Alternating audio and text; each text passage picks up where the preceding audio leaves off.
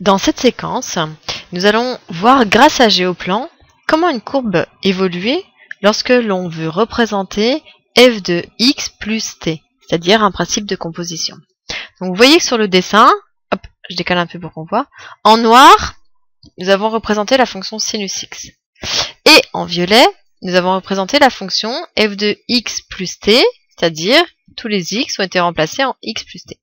Donc c'est normal que le premier temps, elles soient confondues, ces deux fonctions, puisqu'on a donné t égale 0. Enfin, moins 0, c'est le logiciel qui a un petit souci. Nous allons faire évoluer t, et on va observer comment la courbe va se transformer. Donc vous voyez, je vais augmenter la valeur de t. Je vous laisse observer. Donc lorsqu'on augmente la valeur de t, ce qui est étonnant, c'est que la courbe se translate vers la gauche. C'est-à-dire que t est positif et je vais vers la gauche. Et que si je fais le contraire, si je prends un t qui est négatif, ici par exemple, la courbe se dirigeait vers la droite. Donc la courbe n'a pas changé d'allure, vous voyez, c'est toujours la même. Par contre, elle a évolué par une translation horizontale, c'est-à-dire selon le vecteur i.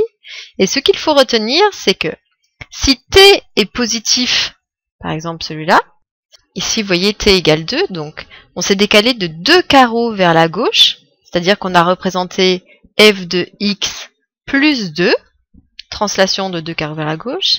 Si on prend un t négatif, par exemple ici vous voyez t égale moins 1, c'est-à-dire que j'ai représenté f de x moins 1, c'est-à-dire sinus de x moins 1, il y a eu une translation vers la droite.